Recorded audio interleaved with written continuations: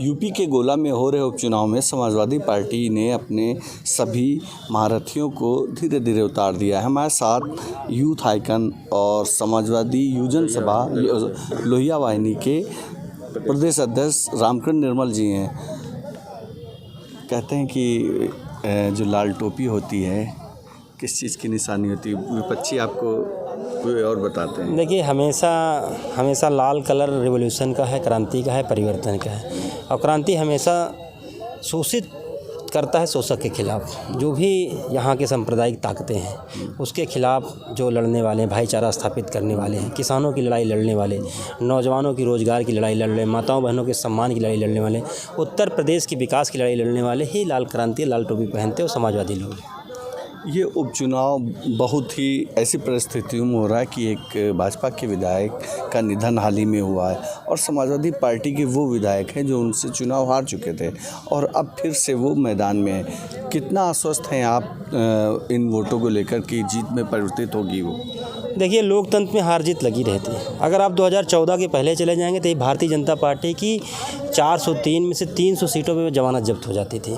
आज भारतीय जनता पार्टी सत्ता में है केंद्र में और उत्तर प्रदेश में, तो ये लोकतंत्र का हार और जीत के मायने नहीं है। जनता के मुद्दे कौन से हैं, जनता किससे प्रताड़ित है? जब से सरकार बनी है बीजेपी की, आप लखीमपुर का ले लीजिए, जिस तरह किसानों पे जीप चढ़ाई गई, जिस तरह दलित बहनों के साथ बलात्कार हुआ, जिस तरह पूरे उत्तर प्रदेश से माइनॉरिटी के लोगों को जराया जा रहा है, सताया जा रहा है, उन पर ज़बरदस्ती के मुकदमे दर्ज किए जा रहे हैं, जिस तरह किसानों से वादा करके मोदी जी मुकर गए।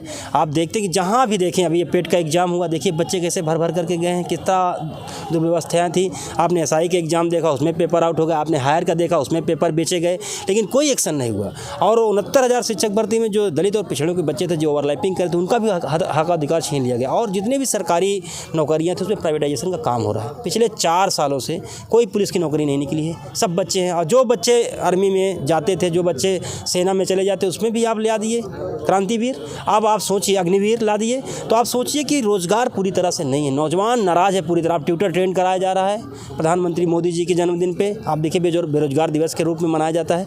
तो नौजवानों की जो भी मुद्दे थे सरकार हल करने में असफल रही है।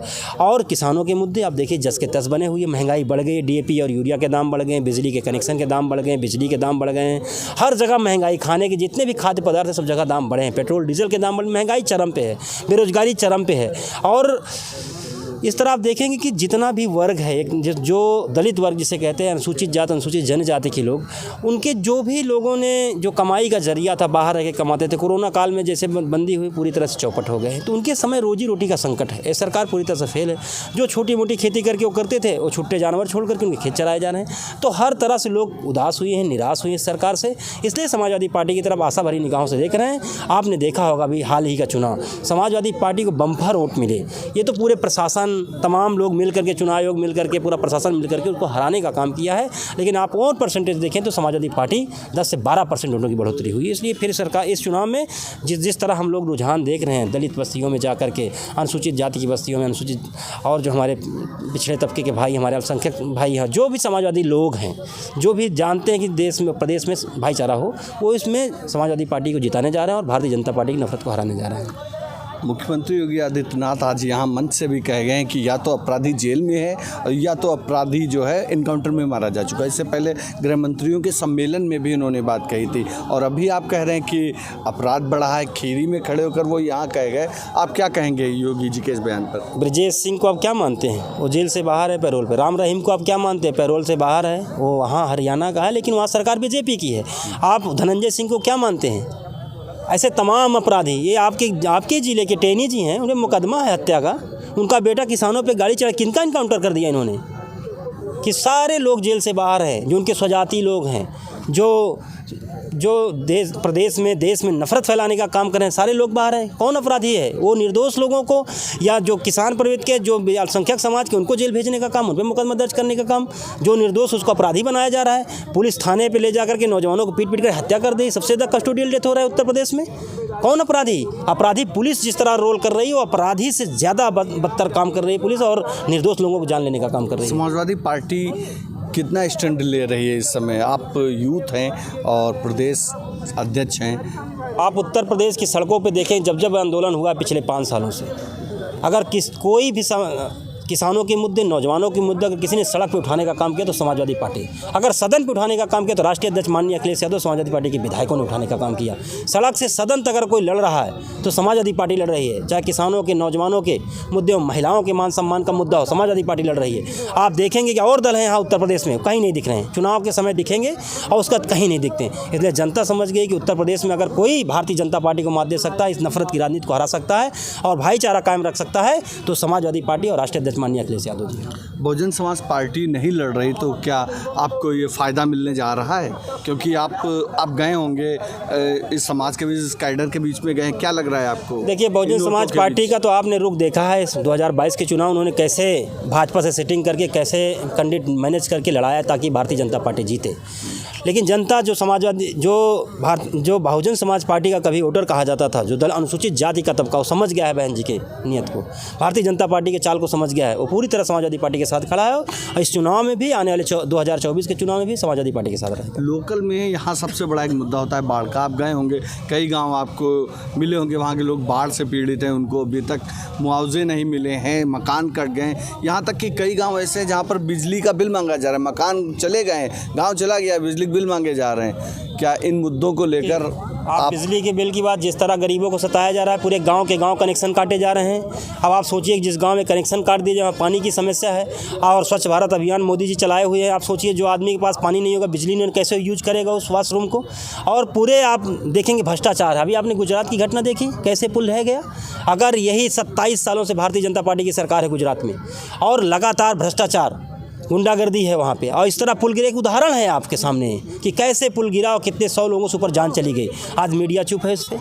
और जो कहते थे कि बिहार में गुंडा राज, जो कहते थे जब उत्तर प्रदेश में समाजवादी सरकार थी यहाँ जंगल राज है, आज क्यों उस पर चुप है? तो पूरे उत्तर प्रदेश में आप देखेंगे अपराध बढ़ा है, महिलाओं के साथ बलात्कार बढ़ा है, दलितों के साथ अन्याय अत्याचार बढ़ा है और कस्टोडियल डेथ बढ़ी है, लेकिन मीडिया उस पर नहीं दिखा रही, बात नहीं कर रही है। और जब समाजवादी सरकार थी तो नौजवानों के लिए, चाहे उसको टेक्नोलॉजी से जोड़ने की बात हो, लैपटॉप दिए गए, चाहे किसानों को और हमारी माताओं बहनों के लिए समाजवादी पेंशन दिए गए, हमारे शिक्षा मित्र साथियों को परमानेंट किया गया।